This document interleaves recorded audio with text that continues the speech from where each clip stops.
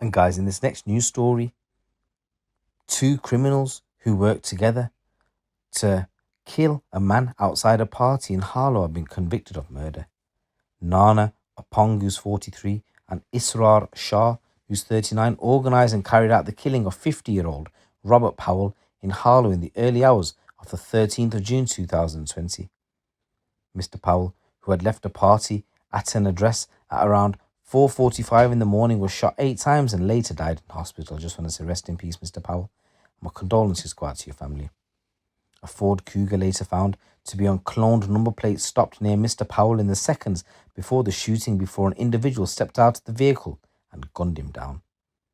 The shot went through Mr. Powell and hit 2 nearby women, causing injury to them also. The Ford Cougar made off from the scene.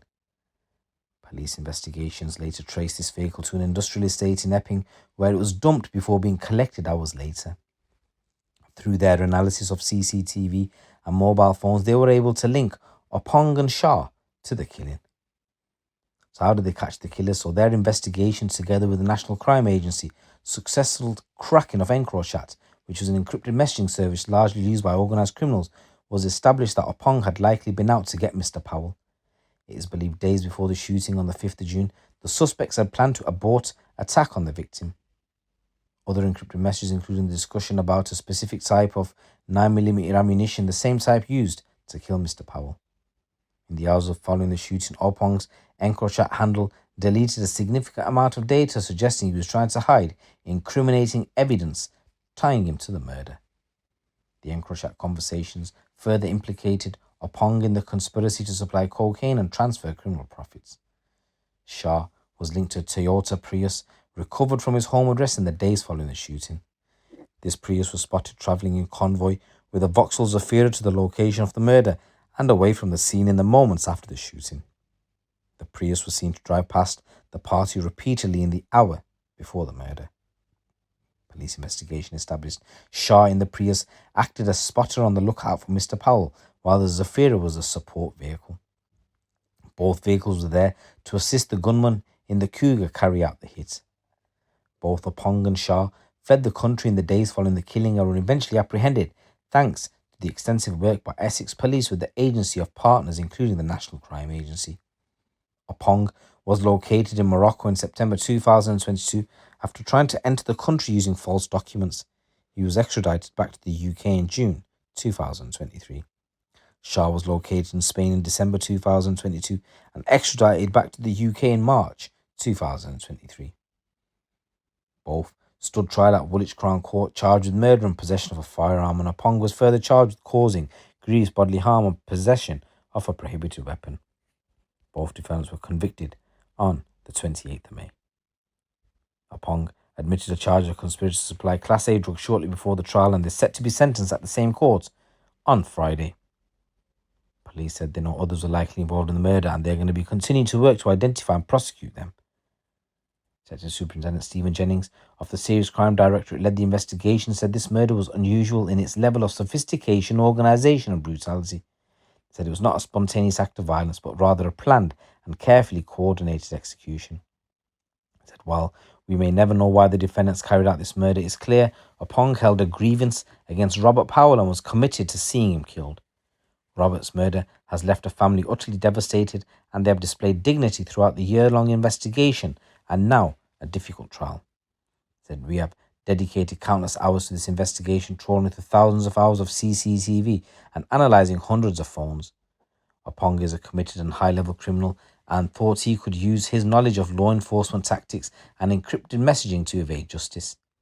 He enlisted the help of Israar Shah to act as a spotter, striking the moment Robert was seen to emerge from a party he had been attending. He said, we quickly focused our investigation on the movements of 3 key vehicles seen travelling in convoy and clearly used solely to effectively carry out the murder. He said, our investigation then extended to working with partners including the NCA to locate and arrest our suspects. It quickly became clear that they had fled the country, and thanks to the partnership work with law enforcement agencies in the UK and abroad, the net soon closed in on Oppong and Shah. Robert Powell was ambushed and shot 8 times as he left a birthday party in a meticulously planned murder. And Samantha Woolley went on to say, who's the specialist prosecutor for the Crown Prosecution Service, said, Bystanders were left terrified, and Mr. Powell's sons had to witness their father being treated at the scene before going to hospital where he died. Oppong was the mastermind, and Israar Shah acted as a lookout, and both men were at the scene and then quickly fled the country, but we worked with extradition lawyers to get them back to the UK so they could be put on trial. He said, I hope their murder convictions provide Mr. Powell's family with a sense of justice.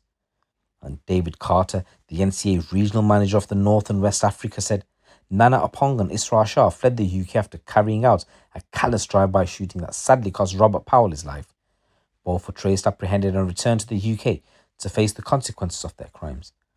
In the case of Oppong, the NCA-led extensive campaign to track him down ended in his capture by Moroccan authorities as he tried to enter the country from Spain in the back of a lorry. From there, he was swiftly brought back to the UK by officers from our Joint International Crime Centre. This is one of many examples that show there is nowhere for offenders to hide, and working with our partners in the UK and overseas, we are committed to capturing wanted fugitives and ensuring that they have their day in court. We are pleased to have assisted Essex Police's investigation that has resulted in the convictions of these two murderers. In 2022, on the second anniversary of Robert's passing, his mother paid tribute to him, stating, My son was an awesome person with a smile that still warms my heart. He was a father of 3 children and a grandfather of 2.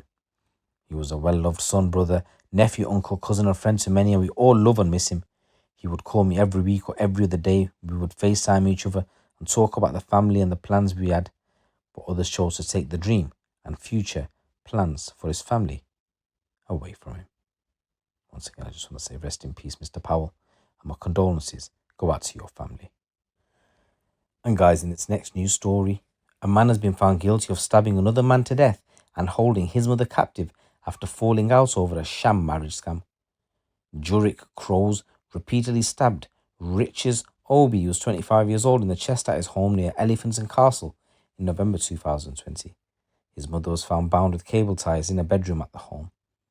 Prosecutors say she was involved in a sham marriage scam, and at the time she was a caseworker for a firm of solicitors specialising in immigration and nationality. Following a 2-month trial, Crows was found guilty of murder and false imprisonment. Rachel Felimonoma was convicted of false imprisonment but convicted over the killing. Martis was also found guilty of perverting the course of justice after a jury deliberated for 37 hours. Police had been called to a stabbing at a property and found a front door partly open and collapsed with stab and slash wounds to his chest in the blood-stained hall. The court heard an officer call out to see whether anyone else is in the flat before hearing a woman's voice reply saying, I'm here. The woman was then found in a bedroom with her wrists and ankles bound with cable ties and a scarf around her neck, which appeared to have fallen from her mouth, having been used to gag her. The room was heavily stained with blood on the bed, door and furniture, up the walls and on the ceiling. Despite efforts to save Mr. Obi, he was pronounced dead at the scene, and an examination of the flat revealed Mr. Obi's bedroom appeared to have been searched and a roll of duct tape was under a chair. One of the defendants, Martis Sovanka, was captured on CCTV at a hardware store buying cable ties and black tape. Prosecutor Jennifer Knight KC told jurors the background to these offences seemed to lie in the sham marriage scheme in which all 3 of these defendants were engaged. Just want to say rest in peace to the victim, or condolences to your family. But there's a number of stories coming out from the streets of the UK. It's your boy GC. Keep it locked, keep it real.